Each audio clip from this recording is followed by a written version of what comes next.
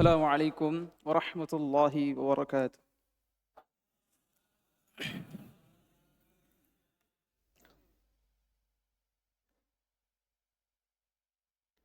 Bismillah. Innal hamdalillah nahmaduhu wa nasta'inuhu wa nastaghfiruh wa na'udzu billahi min shururi anfusina wa sayyiati a'malina. Man yahdihillahu fala mudilla lahu wa man yudlil fala hadiya lahu. Ashhadu an la ilaha illallah wahdahu la syarika lahu wa ashhadu anna Muhammadan 'abduhu wa rasuluh. Qala Allah ta'ala fi kitabihil karim, ya ayyuhalladzina amanu taqullaha haqqa tuqatih wa la tamutunna illa wa antum muslimun. وقال الله عز وجل يا أيها الناس اتقوا ربكم الذي خلقكم من نفس واحدة وخلق منها زوجها وبث منهما رجالا كثيرا ونساء واتقوا الله الذي تساءلون به والأرحام إن الله كان عليكم رقيبا يا أيها الذين آمنوا اتقوا الله وقولوا قولا سديدا يصلح لكم أعمالكم ويغفر لكم ذنوبكم ومن يطع الله ورسوله فقد فاز فوزا عظيما. أما بعد فإن أصدق الحديث كتاب الله وخير الهدي هدي محمد صلى الله عليه وسلم وشر الأمور محدثاتها فإن كل محدثة بدعة وكل بدعة ضلالة وكل ضلالة في النار. Ma'asyiral muslimin rahimakumullah. Senantiasa kami mewasiatkan kepada diri kami sendiri dan kepada jamaah sekalian agar senantiasa meningkatkan takwa kita kepada Allah Subhanahu wa taala, yakni dengan mengerjakan apa yang Allah perintahkan dan Rasulnya sallallahu alaihi wasallam, dan meninggalkan apa yang Allah dan Rasulnya perintahkan untuk ditinggalkan. Ketakwaan sebagaimana yang dikatakan oleh Ali radhiyallahu anhu, at-taqwa al-khawfu min jalil wal 'amalu bitanzil wal qana'atu bil qalil wal isti'dadu liyaumir rahil. Ketakwaan yaitu takut kepada Allah yang Maha Jalil, yang Maha Mulia, dan mengamalkan apa yang Allah turunkan berupa Al-Quran dan Sunnah sallallahu alaihi wasallam, pun juga bersyukur atau qanaah dengan apa satu hal yang sedikit dan mempersiapkan diri untuk perjalanan yang begitu panjang, yaitu kematian. Ma'asyiral muslimin rahimakumullah. Dari Abu Hurairah radhiyallahu anhu, Nabi sallallahu alaihi wasallam bersabda, kullu mauludin yuladu 'alal fitrah fa abawahu yuhawwidanihi wa yunassiranihi wa yumajjisanihi. Setiap anak dilahirkan dalam keadaan fitrah, maka kedua orang tuanya menjadikan dia Yahudi, Nasrani, dan Majusi. Ibnu Hajar rahimahullah mengomentari tentang hadis ini, fitrah di sini adalah Islam. Sebagaimana dikatakan oleh Al-Khattabi rahimahullahu taala, setiap anak dilahirkan menurut fitrahnya, yaitu bertabiat lurus dan berperilaku selalu siap menerima kebenaran. Jika dia dibiarkan begitu saja, niscaya fitrah itu akan tetap tumbuh karena agama ini didukung oleh akal sehat. Dalam hal ini, banyak orang yang menyimpang disebabkan terpengaruh oleh buruknya taklid dan rusaknya lingkungan. Sekiranya dia selamat dari taklid dan rusaknya lingkungan yang tidak baik, maka tidaklah ia memiliki keyakinan, melainkan keyakinan Islam. Di antara kita, mungkin ada yang pernah melewati masa lalunya dengan melakukan keburukan. Dia habiskan waktunya di tempat yang tidak bermanfaat. Dia lewati setiap jejak dari kehidupannya dengan penuh akan kemaksiatan. Bahkan dia lupa akan kematian yang selalu menghintarinya. Kapan saja Allah mau, Allah bisa mencabut nyawanya. Namun cara Allah membimbing hambanya kembali kepada kebenaran atau pulang ke kampung halaman setelah lama berpetualang melintasi lembah kemaksiatan atau membelah padang kedurhakaan, begitu bervariasi dan menakjubkan. Perjalanan jauh yang ditempuh tak dapat mengecoh fitrah yang menjanjikan kebahagiaan hakiki, yaitu kebahagiaan meniti jalan yang lurus. Banyak orang yang menemukan hidayah pada waktu hatinya tertunduk, remuk, redam, lantaran musibah yang menimpa, mematahkan seluruh kesombongannya, meluluh lantahkan ketidakacuhannya selama ini kepada Allah Azza wa Jalla dan syariatnya. Tak kalah dia sudah berada di ujung jurang kehancuran, Allah menarik tangannya, lantas dia tuntun dengan kelembutan dan kasih sayangnya. Hidupnya hancur berkeping-keping, jiwanya luluh lantah, namun ia tetap kembali kepada jalan ilahi. Orang ini Laksana, prajurit pembelot yang kalah saat perang melawan komandannya.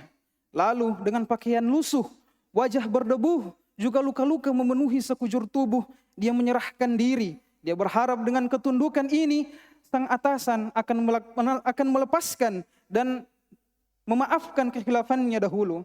Maka berbahagialah seorang hamba ketika hatinya Allah ketuk dengan hidayah. Allah berikan ia petunjuk kepada agama yang hanif. Dan sepatutnya hidayah tersebut ia barengi dengan menuntut ilmu, dengan mempelajari akan hidayah tersebut. Jangan dia seperti orang-orang Nasrani yang hanya semangat dalam beribadah tanpa ada ilmu. Pun juga dia jangan seperti orang-orang Yahudi yang Allah berikan ilmu dan tidak Allah berikan kemudahan untuk mengamalkannya. Aqulu qawli hadza wa astaghfirullahu li wa lakum.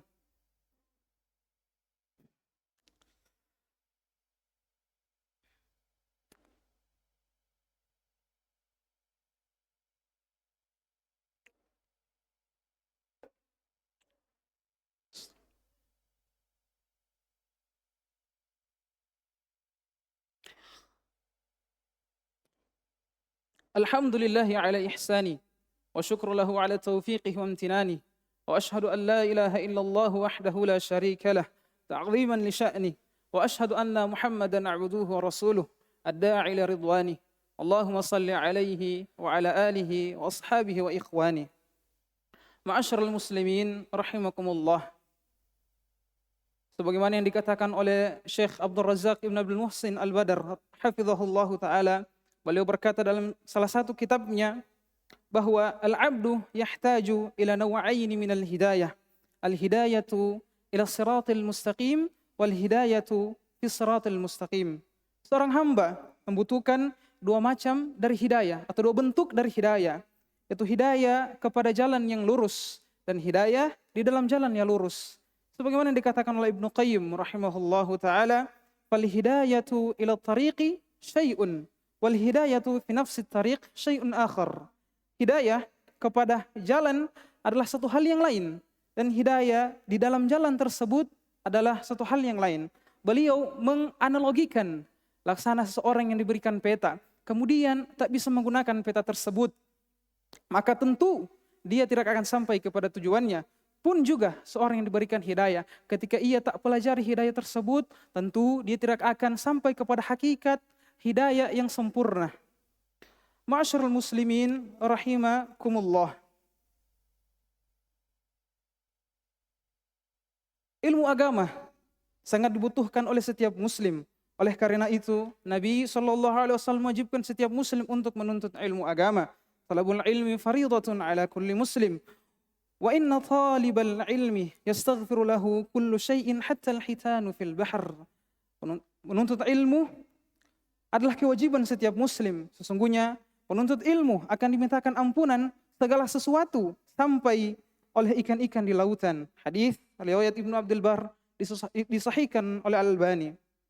Para ulama menjelaskan bahwa ilmu yang wajib dituntut adalah ilmu agama yang dengannya seseorang mengetahui kewajiban terhadap Allah dan terhadap sesama. Ilmu tersebut harus bersumber dari Al-Quran dan Sunnah, dan dengan pemahaman sahabat, dengan pemahaman para salaf dan dengan pemahaman sahabat dan para salaf. Seorang muslim harus tahu bagaimana mentauhidkan Allah. Seorang muslim harus tahu apa saja bentuk kesyirikan hingga ia bisa menjauhi dan meninggalkannya. Seorang muslim juga harus tahu bagaimana tata cara salat yang benar, apa saja syariat-syariatnya, apa saja rukun-rukunnya, apa saja kewajiban-kewajibannya, apa saja sunnah-sunnahnya. Orang yang berharta harus tahu ketentuan zakat dan haji. Orang yang berdagang harus tahu fikih perniagaan. Orang yang menikah harus tahu hak dan kewajiban terhadap pasangannya. Orang ayah harus tahu bagaimana cara mendidik anaknya sesuai dengan bimbingan Al-Quran dan Sunnah. Di sisi lain, anak harus tahu bagaimana cara berbakti kepada kedua orang tua. Seorang muslim harus tahu bagaimana akhlak mulia yang diajarkan oleh Nabi SAW ketika dia berinteraksi dengan sesama manusia. Semua harus diketahui ilmunya. Seluruh kehidupan manusia harus didasarkan pada ilmu agama. Sejak ia membuka mata hingga memejamkan mata kembali.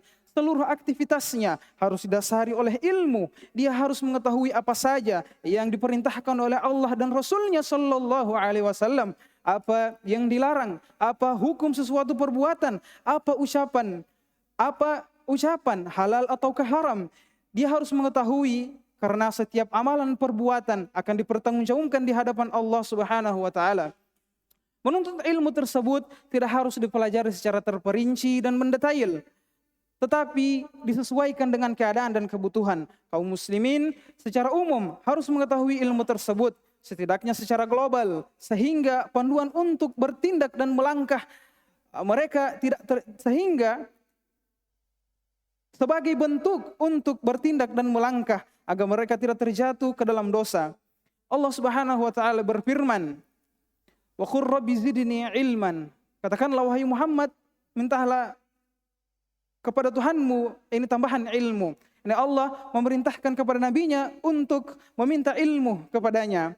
Pun juga dikatakan oleh Imam Syafi'i rahimahullahu taala, kullul ulumi siwal Qur'ani mashghalatun illa al-hadits wa illa al-fiqh fi ad-din. Al-ilmu ma kana fihi qala haddatsana wa ma siwa dzalika waswasu syayatin.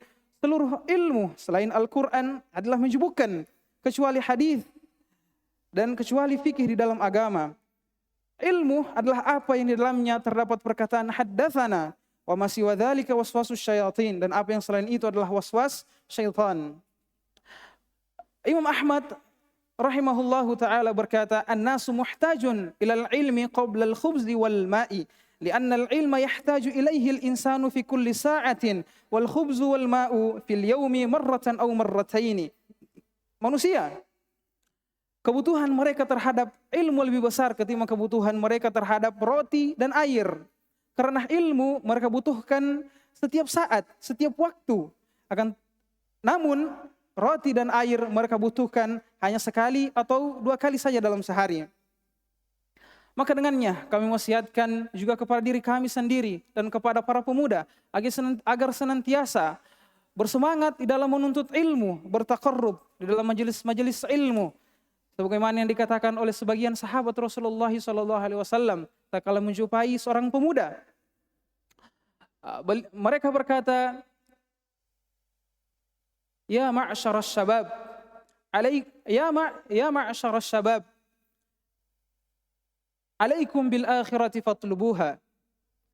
Wa ma ra'ayna man talaba al akhirata fa adrakaha ad-dunya ma'al akhirah. رأينا من طلب الآخرة فأدركها الدنيا مع الآخرة وما رأينا من طلب الدنيا فأدركها الدنيا مع الآخرة. إن الله وملائكته يصلون على النبي يا أيها الذين آمنوا صلوا عليه وسلموا تسليما. اللهم صل على محمد وعلى آل محمد كما صليت على إبراهيم وعلى آل إبراهيم إنك حميد مجيد. اللهم بارك على محمد وعلى آل محمد كما باركت على إبراهيم وعلى آل إبراهيم إنك حميد مجيد. اللهم اغفر للمسلمين والمسلمات والمؤمنين والمؤمنات الأحياء منهم والأموات إنك سميع قريب مجيب دعوى قاضي الحاجة. اللهم اغفر لنا ذنوبنا وإسرافنا في أمرنا وثبت أقدامنا وانصرنا على القوم الكافرين. اللهم لا تزغ قلوبنا بعد إذ هديتنا هب لنا من لدنك رحمة إنك أنت الوهاب. ربنا آتنا في الدنيا حسنة وفي الآخرة حسنة وقنا عذاب النار. عباد الله إن الله يأمركم بالعدل والإحسان وإيتاء ذي القربى وينهى عن الفحشاء والمنكر والبغي يعظكم لعلكم تذكرون فاذكروا الله العظيم يذكركم ولا ذكر الله أكبر ثم أقيموا الصلاة.